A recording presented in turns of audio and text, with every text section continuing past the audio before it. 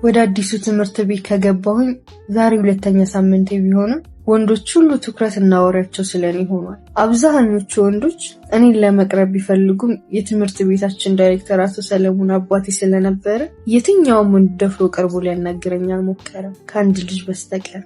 ልዑል ይባላል። እዚህ ትምህርት ቤት ከመግባቴ በፊት ጓደኛዬ ስለሱ ደጋግማ አውርታልኛለች። ብዙ ሴቶች ምን እንደሚላቸው ባላውቅም በጣም ይወዱታል። ታዲያ እኔን በተደጋጋሚ ደፍሮ ሊያናግረኝ የሞከረው ወንድ እሱ ብቻ ነበር። ነገር ግን ወሬውና ጉራው በጣም ስለሚያስጠላኝ እሱን የማናገር ምንም ፍላጎት አልነበረኝም። ዛሬ ረፍት ሰዓት ላይ ወደምቀመጥበት ቦታ እየሄድኩኝ ሳለሁ ከጓደኞቹ ጋር ተሰብስቦ ቁጭ ብሎ እያወራ ነበር። ልክ ባጠገባቸው ላልፍ ስል መንገዴን ዘግቶ አስቆመኝ። አልፌው ልሄድ ብሞክርም አላሳልፈኝ አለ። ይባስ ብሎ ወደ ሌላ አቅጣጫ እንድመለከት ከጠቆመኝ በኋላ ጉንጬን ሳመ። በጣም ተናድጄ በጥፊ መታሁትና ከዚህ በኋላ እንደዚህ አይነት ነገር እንዳይሞክር አስጠንቅቄው ገፍትሬው ሄድኩኝ። የተመታ ፊቱን እያሻሸ እና እየሳቀ ነገ እንገናኛለን የኔ ቆንጆ አለ። ነገራው ስራው ሁሉ በጣም ያናድዳል። ቦታዬ ላይ ተቀምጬ ያደረገውን ነገር እያሰብኩ ስብሰለስል ሳላስበው የረፍት ሰዓት አልቆ ወደ ክላስ ተባለ።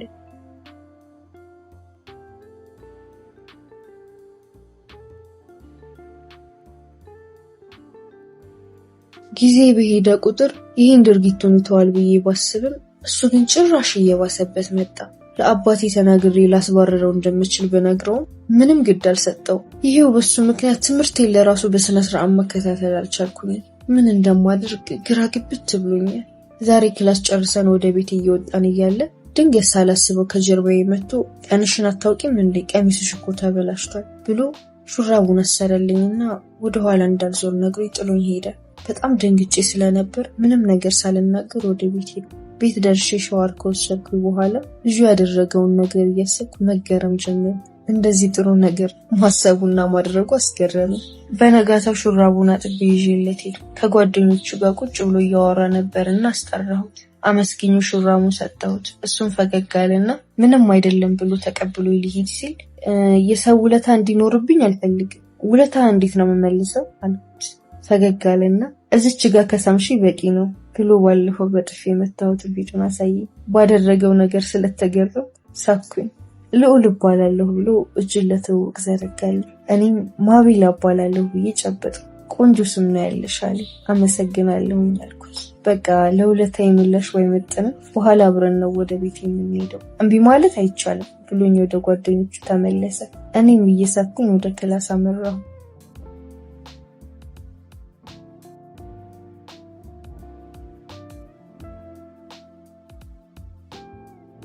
ከክላስ ሰዓት አልቆ ከትምህርት ቤት ግቢ እየወጣሁ እያለ ከኋላ የሆነ ሰው ጠራኝ።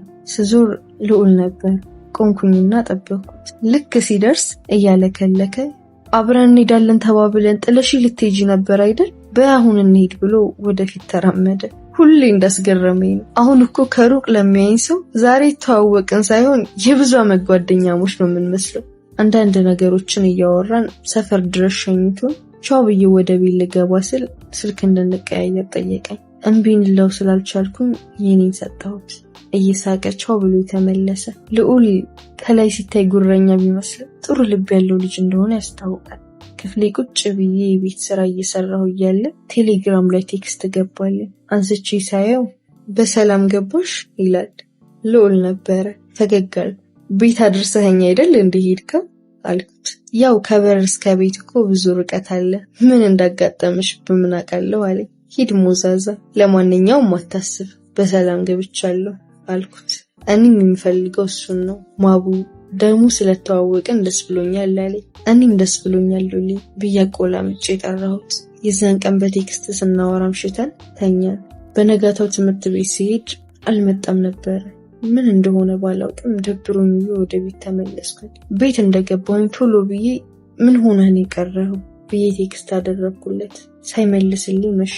እናም በጣም ተጨነቅኩ። ማታ ላይ ስልኬን ቼክ ሳደርገው ልዑል ቴክስት አድርጎልኛል። ቶሎ ብዬ ቴክስቱን ከፍቼ ሳየው ደነገጥኩ።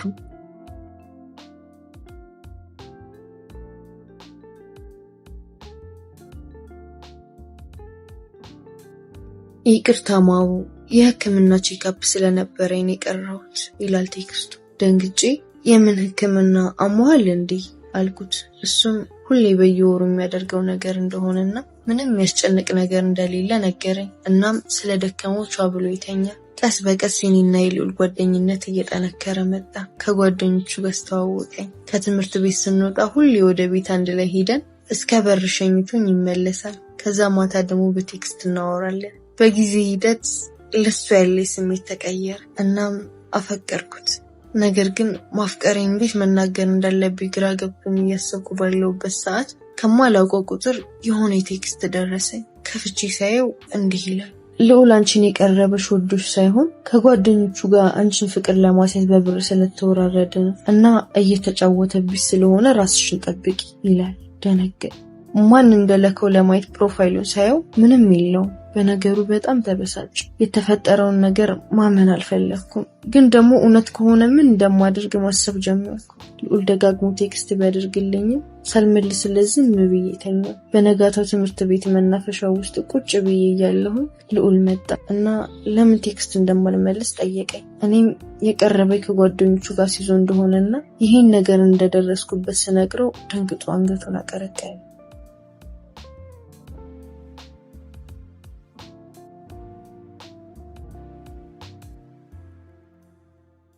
እኔም የተባለው ነገር እውነት እንደሆነ ገባኝና ተነስቼ ጥዬው ልሄድ ስል እጄን ያዘኝ። የሰማሁት ነገር እውነት እንደሆነና መጀመሪያ እኔን የቀረበኝ ከጓደኞቹ ጋር ሲዞ የነበረ ቢሆንም አሁን ግን በጣም እንደሚወደኝና ሊያጣኝ እንደማይፈልግ ነገረኝ።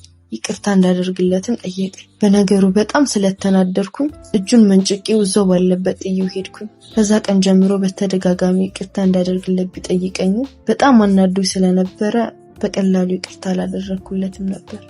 ታዲያ የሆነ ቀን እሑድ ጠዋት ሰፈር ድረስ መጥቶ ከቤት አስጠራኝ። ደነገጥኩኝ። ገና ከቤተ ክርስቲያን መመለሳችን ስለነበረ ነጠላይን እንኳን አላወለኩም ነበር። አንተ እብድ፣ ምን አስበህ ነው እዚህ ድረስ የመጣው? አባዬ ቢያይስ አልኩት። ይሄኛ ከትምህርት ቤት ውጪ መገናኘት ክልክል ነው እንዴ? አይ እሺ አሁን በቃ ሂድ፣ አባዬ ካየህ ሌላ ነገር ነው የሚያስበው ብዬው ልመልሰው ስል እንደውም እሳቸውን ጥሪልኝ ላናግራቸው ፈልጋለሁ አለ። ምን ልትለው ነው አልኩት። ልጅዎት ሌባ ናት፣ ልቤን ሰርቃ ላየሁም አልሰማሁም እያለች ነው። እባክዎ በሚገባ ቋንቋ አናግሮ ልቤን ያስመልሱልኝ እላቸዋለሁ አለ። የእብደት ስራው አሳቀኝ። ደረቅ እንደሆንክ ግን ታውቃለህ አልኩት። አውቃለሁ ማቡዬ፣ አሁን ተታረቅም ማለት ነው አለኝ። አንገቴን ደፍቼ ፈገግ እያልኩኝ አዎ አልኩት። እሱም ፈገግ አለ። ከዛም ቆም ብዬ ግን ስማ፣ ድጋሚ እንደዚህ አይነት ስህተት ብትሰራ አልታገስህም እሺ አልኩ። እሺ እኔ ሌባ ብሎ ሊያቅፈኝ ሲል ድንገት አይን ላይን ተፋጠጠ። ደነገጥኩ። አይኖቹን ሳያቸው ውስጥ ድረስ ዘልቆ የሚገባ የሆነ ኃይል አላቸው። ተፋጠን በቆምንበት ድንገት አባዬ ከቤት ሲጠራኝ ከገባንበት ይፍዘት ዓለም መጣ። እኔም ተቻኩዬ ቻው ብዬ ወደ ቤት ከገባው በኋላ ስለ ሁኔታው እያሰብኩ ፈገግ ማለት ጀመርኩ።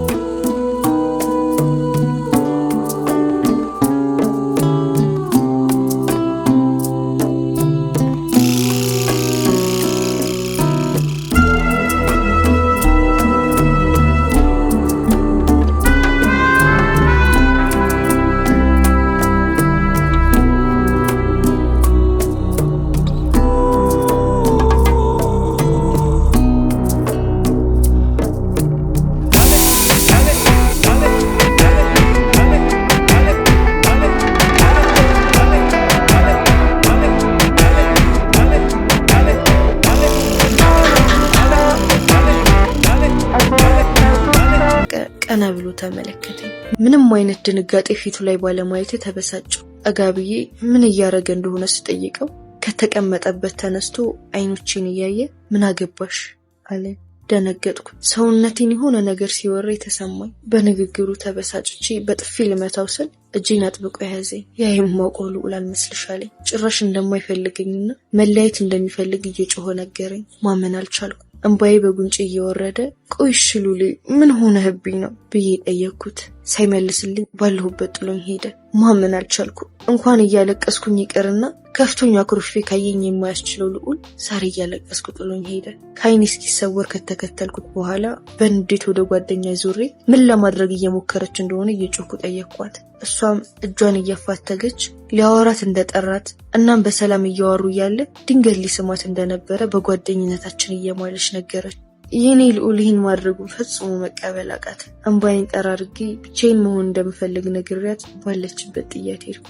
በነጋታው ጥፋቱን አምኖ ይቅርታ ይጠይቀኛል ብዬ ብጠብቅም አይደለም ይቅርታ ሊጠይቀኝ ይቅርና መጥቶ እንኳን ሊያገኘኝ አልሞከረም። ጊዜ በሄደ ቁጥር የኔና የልዑል ግንኙነት ያን ብቻ እየሆነ መጣ። ከሩቅ መተያየት፣ ስንገናኝ ዝም ብሎ መተላለፍ አለቀ። የእጅግ የሚያስቀና ፍቅር በአንድ ጊዜ እንደ ጉም ተኖ ጠፋ። እሱን ከልቤ ቆርጬ መርሳት ብፈልግም ውስጤ የሆነ ነገር እንዳጋጠመውና ለኔ ለመናገር እንዳልፈለገ ደጋግሞ ስለሚነግረኝ እሱን መርሳት አልቻልኩም።